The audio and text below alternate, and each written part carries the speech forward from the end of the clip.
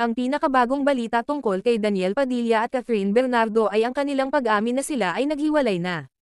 Ito ay kinumpirma nila sa publiko sa pamamagitan ng isang joint statement na inilabas sa kanilang mga social media account noong ika-30 ng Nobyembre taong 2023. Sinabi nila na ang kanilang breakup ay isang mutual na desisyon ngunit hiningi nila ang respeto at pag-unawa ng kanilang mga tagahanga at pamilya.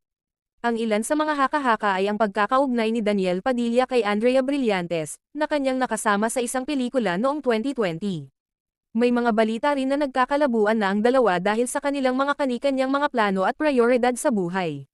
Ang dalawa ay naging magkasintahan simula noong 2012, at naging isa sa pinakasikat at pinakamahal na love team sa showbiz.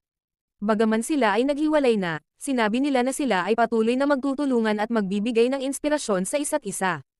Sinabi rin nila na sila ay nagpapasalamat sa lahat ng mga taong sumuporta at nagmahal sa kanila sa loob ng maraming